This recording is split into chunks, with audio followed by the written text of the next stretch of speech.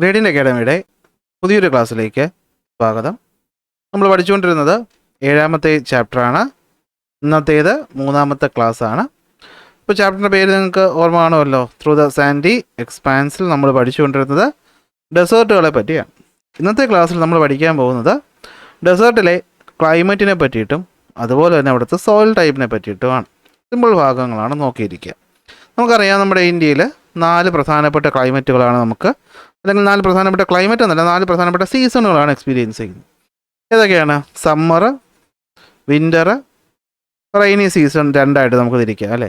നമ്മുടെ ഇടവപ്പാതിയും തുലാവർഷവും, അല്ലെങ്കിൽ advancing മൺസൂണും retreating മൺസൂണും. അപ്പോൾ ഈ 4 സീസണിലും രാജസ്ഥാനിൽ എന്ത് ക്ലൈമറ്റാണ് എക്സ്പീരിയൻസ് ചെയ്യുന്നതെന്നാണ് നമ്മൾ നോക്കാനായിട്ട് പോകുന്നത്. അപ്പോൾ സമ്മർ സീസൺ സ്റ്റാർട്ട് ചെയ്യുന്നത് നമുക്കറിയാം മാർച്ച് മാസമാണ് സ്റ്റാർട്ട് ചെയ്യുന്നത്. ജൂൺ വരെ നിൽക്കുന്നതാണ് എന്ത് സമ്മർ സീസൺ എന്ന് പറയുന്നത്. March, April, May, June.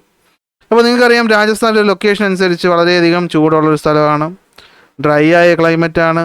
അപ്പോൾ ചൂടും ഡ്രൈ എന്ന് വെച്ചാൽ ഈർപ്പം കുറവാണ്, വിച്ച് മീൻസ് ഹ്യൂമിഡിറ്റിയും കുറവാണ്. അപ്പോൾ ചൂട് കൂടിയ, വരണ്ട, ഹ്യൂമിഡിറ്റി കുറഞ്ഞൊരു കാലാവസ്ഥയാണ് സമ്മർ മാസങ്ങളിലുള്ളത്.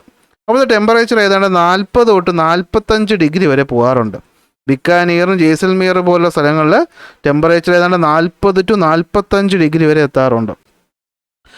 അപ്പോൾ മനസ്സിലാവുമല്ലോ. ഇനി ഇതിനേക്കാൾ കൂടുതൽ ടെമ്പറേച്ചർ പോകുന്ന സ്ഥലങ്ങളുമുണ്ട്. ഞാൻ ടെക്സ്റ്റ് ബുക്കിൽ കിടക്കുന്ന പോയിന്റ് മാത്രമേ പറയുന്നുള്ളൂ. ഇനി സമ്മർ സീസണിൻ്റെ ഒരു പ്രത്യേകതയാണ് അവിടെ വീശുന്നവർ ചൂട് കാറ്റ്, അതിൻ്റെ പേരാണ് ലൂ. അപ്പോൾ എന്താണ് ലൂ എന്ന് വെച്ച് കഴിഞ്ഞാൽ, നമ്മുടെ ഇന്ത്യയുടെ ഈ പറയുന്ന രാജസ്ഥാൻ്റെ ഭാഗത്ത് സമ്മർ സമയത്ത് വീശുന്ന ഒരു കാറ്റുണ്ട്, ഒരു ലോക്കൽ വിൻഡുണ്ട്, അതിൻ്റെ പേരാണ് ലൂ. ഇതിൻ്റെ പ്രത്യേകത എന്താണെന്ന് വെച്ച് കഴിഞ്ഞാൽ ഇതൊരു പൊടിക്കാറ്റാണ്, മാത്രമല്ല ചൂടുള്ളൊരു കാറ്റുമാണ്. ഡയറക്റ്റായിട്ട് ഈ കാറ്റിൽ മുമ്പിൽ പെട്ട് കഴിഞ്ഞാൽ അത് വളരെയധികം പ്രശ്നങ്ങൾ ഉണ്ടാക്കും. സൺബേൺ പോലെയുള്ള ജീവന് വരെ ആപത്താവുന്ന രീതിക്കുള്ള അതാണ് എന്ത് ലൂ എന്ന് പറയുന്നത്. ഈ ലൂ എന്ന് പറയുന്ന കാറ്റ് കാരണം ഗുണമുണ്ടാവുമെന്ന് ചോദിച്ചാൽ ഉണ്ട്. ഈ ഒരു കാറ്റിന് ശേഷം ചെറിയൊരു മഴയ്ക്ക് കിട്ടാറുണ്ട് അവിടെ. അപ്പോൾ അത് കാരണം അവിടുത്തെ ടെമ്പറേച്ചറിൻ്റെ ആ ഒരു ഇൻറ്റൻസിറ്റി കുറയാറൊക്കെ ഉണ്ട്. അപ്പോൾ ഇതാണ് എന്ത് ലൂ എന്ന് പറയുന്നത്. അപ്പോൾ സമ്മർ മാർച്ച് തൊട്ട് ജൂൺ വരെ, high temperature, low humidity, temperature എന്ന് പറയുന്നത് 40 തൊട്ട് 45 ഡിഗ്രി വരെ എത്താറുണ്ട്. ഈ സമയത്തുള്ള പ്രത്യേകതരം കാറ്റുണ്ട് അല്ലേ. ഈ പറയുന്ന സമയത്ത് രാജസ്ഥാനിൽ മാത്രം കണ്ടുവരുന്ന ഒരു പ്രത്യേകതരം രാവിലെയുള്ളൊരു കാറ്റുണ്ട്. ആ കാറ്റിൻ്റെ പേരാണ് ലൂ. ഇനി മഴക്കാലം തുടങ്ങുന്നത് നമുക്കറിയാം ജൂൺ മാസം നമ്മുടെ കേരളത്തിൽ മഴ തുടങ്ങും.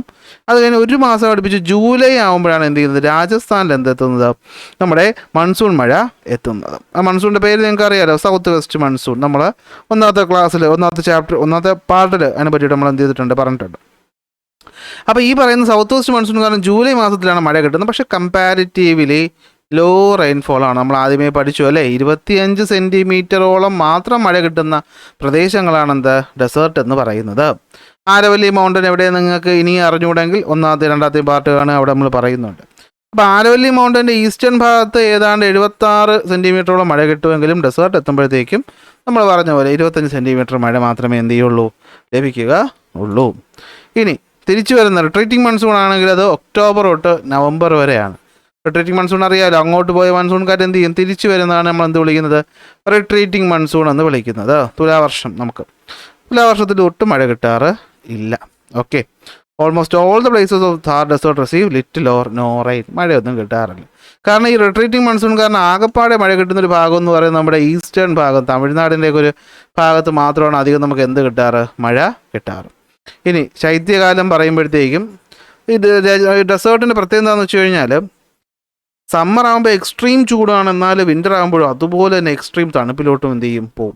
കാരണം നിങ്ങൾക്കറിയാം മണലാണ് മൂടി കിടക്കുന്നത് അല്ലേ. മണലിൻ്റെ ലേറ്റൻ്റ് ഹീറ്റ് കുറവായതുകൊണ്ട് തന്നെ എന്താണ് പെട്ടെന്ന് ചൂടാവുകയും പെട്ടെന്ന് തണുക്കുകയും ചെയ്യുമെന്നൊക്കെ നിങ്ങൾ സയൻസിൽ പഠിച്ചിട്ടുണ്ട്. ലാൻഡ് ബ്രീസ്, സീ ബ്രീസ് ഒക്കെ പഠിച്ചിട്ടില്ലേ. ശരി. അപ്പോൾ വിൻ്റർ സീസൺ തുടങ്ങുന്നത് ഡിസംബറിലും അവസാനിക്കുന്നത് ഫെബ്രുവരിയിലുമാണ്. അപ്പോൾ ഫെബ്രുവരി കഴിഞ്ഞ് മാർച്ചിൽ വീണ്ടും എന്ത് സ്റ്റാർട്ട് ചെയ്യും, സമ്മർ സീസൺ സ്റ്റാർട്ട് ചെയ്യും. അപ്പോൾ ആ പറയുന്ന മാസങ്ങളൊന്ന് ഓർത്ത് വയ്ക്കുക.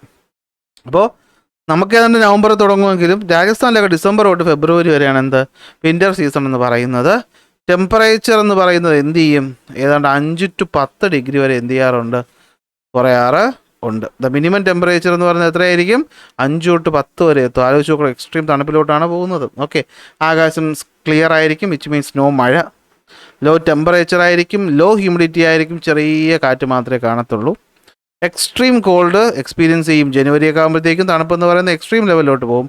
നൈറ്റ് ടെമ്പറേച്ചർ ഈവൻ 0 ഡിഗ്രിക്ക് താഴെ വരെ എത്താറ് ഉണ്ട്. ബിക്കാനീർ, ചൂർ, സീക്കാർ പോലുള്ള സ്ഥലങ്ങളിൽ ടെമ്പറേച്ചർ ഈവൻ 0 ഡിഗ്രിക്ക് താഴെ വരെ എത്താറുണ്ട്. അപ്പോൾ ഇതാണ് കാലാവസ്ഥയെ പറ്റി അറിഞ്ഞിരിക്കേണ്ട കാര്യം.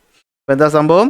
സമ്മർ മാർച്ച് തൊട്ട് ജൂൺ വരെ 40-45 വരെ ചൂട് പോകാറുണ്ട്. ലൂ എന്ന കാറ്റ് വീശാറുണ്ട്. മഴക്കാലം ജൂലൈ തൊട്ട് സെപ്റ്റംബർ വരെ ഒട്ടും മഴ കിട്ടാറില്ല. ആരവല്ലിയുടെ ഈസ്റ്റേൺ ഭാഗത്ത് 76.2 കിട്ടുമെങ്കിലും നമ്മുടെ മെയിൻ ഡെസേർട്ട് ഭാഗത്ത് 25 കിട്ടുള്ളൂ. Retreating monsoon October to November വരെയാണെങ്കിലും മഴയൊന്നും കിട്ടാറില്ല. വിൻ്റർ ആകുമ്പോൾ തണുപ്പ് എക്സ്ട്രീമായിട്ട് മാറും. ഇനി മണ്ണിനെ പറ്റി നോക്കുമ്പോൾ ഇവിടെ കാണുന്ന മണ്ണിനത്തെ എയറിഡ് സോയിൽ എന്നാണ് വിളിക്കുന്നത്. എന്ന് വെച്ചാൽ മണലുമായി മിക്സ് ചെയ്ത് കിടക്കുന്ന, അല്ലെങ്കിൽ മണലിൻ്റെ ആ ഒരു ടെക്സ്ചർ കാണിക്കുന്ന ഡാർക്ക് ബ്രൗണിൽ കാണപ്പെടുന്ന സലൈനിറ്റി, ഉപ്പുരസം കൂടിയ, ആൽക്കലിൻ, ക്ഷാരഗുണം കൂടിയ മണ്ണാണ്. പ്രത്യേകിച്ച് കൃഷിക്കൊന്നും അത്ര നല്ല ഒന്ന് അല്ല.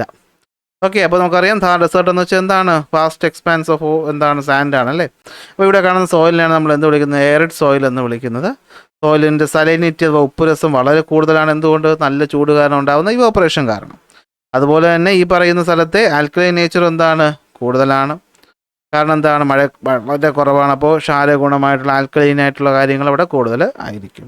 Not suitable for most of the crops. Okay, അപ്പോൾ വളരെ കുറവാണ്. എന്നാലും ഒയാസിസിൻ്റെ ഭാഗത്തൊക്കെ ചെറിയ രീതിയിൽ കൃഷി നടക്കുന്നു എന്ന് മാത്രമേ ഉള്ളൂ.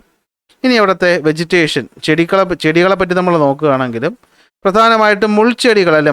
നമുക്കറിയാം ഈ പറയുന്ന ഡെസേർട്ട് റീജിയനിലൊക്കെ അധികമായിട്ട് നമ്മുടെ കള്ളി മുൾച്ചെടി പോലെയുള്ള മുൾച്ചെടികളാണ് എന്ത് ചെയ്യുന്നത്? കൂടുതലായിട്ടും കാണാനായിട്ട് നമുക്ക് സാധിക്കുന്നത്.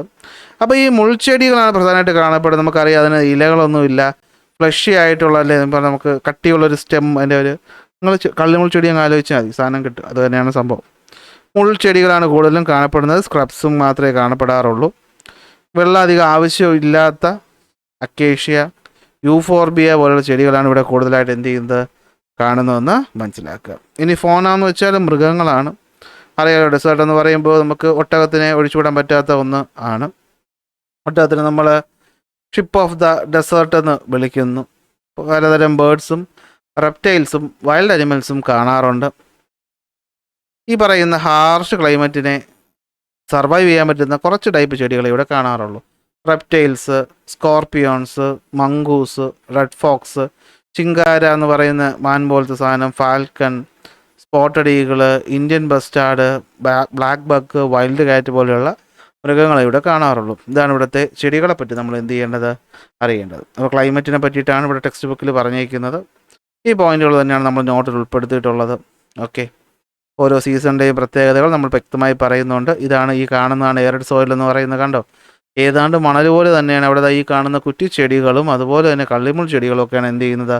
കൂടുതലായിട്ട് നമുക്ക് കാണാനായിട്ട് സാധിക്കുന്നത്. കണ്ടോ, ഇതാണ് മെയിൻ കാക്ടസ് അല്ലെങ്കിൽ കാക്ടൈ പോലെയുള്ള ചെടികളാണ് കൂടുതലായിട്ട് എന്ത് ചെയ്യുന്നത്? കാണപ്പെടുന്നത്.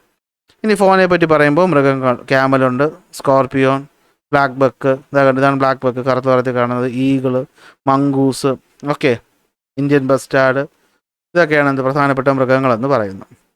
ഇനി നോക്കാനുള്ള ഇവിടുത്തെ ഹ്യൂമൻ ലൈഫിനെ പറ്റിയിട്ടാണ്. അത് വേറൊരു ഭാഗമല്ലേ. അപ്പോൾ നമുക്ക് എന്ത് ചെയ്യാം? നെക്സ്റ്റ് ഒരു പാർട്ടായിട്ട് എടുക്കാം. അപ്പോൾ നമ്മൾ ഇന്നത്തെ ക്ലാസ്സിൽ ഈ പറഞ്ഞതിൽ ക്ലൈമറ്റാണ് ഏറ്റവും ഇമ്പോർട്ടൻറ്റ് ടോപ്പിക്ക്. ആ സീസണുകളോ അതിൻ്റെ മാസങ്ങളോ എന്ത് ചെയ്യുക? കൃത്യമായിട്ട് പഠിച്ചു വയ്ക്കുക. അപ്പോൾ അടുത്ത ക്ലാസ്സിൽ അടുത്ത ടോപ്പിക്കുമായിട്ട് കാണാം.